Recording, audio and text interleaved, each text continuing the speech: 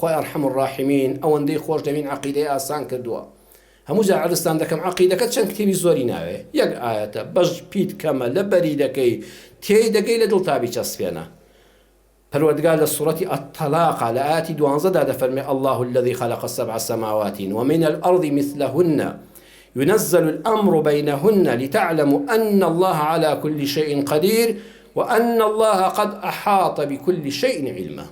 خوای پەروەردگار حەوت ئاسمانەکانی دروست کردووە بە ئەندازەی ئەوەش زەوی واتە حەوت چینی زەویشی دروست کردووە، لەو بەینەیدا فەرمانەکانی خۆی قورئانەکەی ناردووە، شەریعەتی بۆ دیاری کردوون، یاسا و نیزامی ژیانی بۆ دیاری کردوون، هەمووی بۆ دوو شتە. یەکەم تا بزانن أن الله على كل شيء قدير، كل شيء خوا زاڵە بەسەر هەموو شتێکە.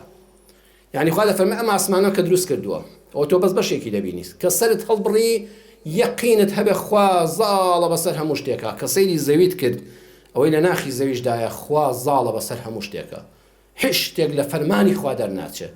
دووەمیان وأن الله قد أحاط بكل شيء علما، الله سبحانه وتعالى زانستی هەیە بەسەر هەموو شتێکە، هیچ شتێک لە علمی خوا دەرناچێت.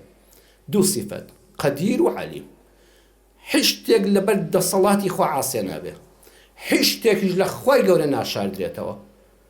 جا ئەمایەتە سبحان الله قورئان زۆر وردە. ئەمە لە کوێ هاتووە؟ لە سوورەتی الطلاق هاتووە، لە ئاەتی 12 سوورەتی الطلاق.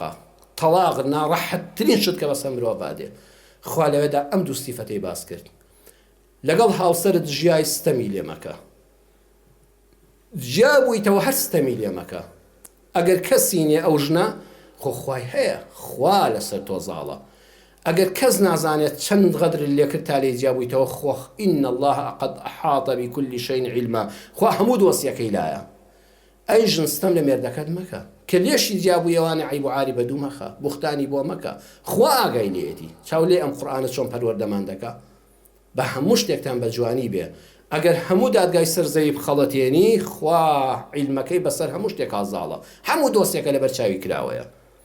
لە سیاسەتدا هەروە بە لەگەڵ حکمڕانیەکەت بەسەر خەڵک، لە مامەڵە و کڕین و فرۆشتنە با بەرامبەرەکەت بە هیچیش نەزانێ، با غەژی لێ بکەی، با تەزویری لێ بکەی، خوا ئاگادارە پێی.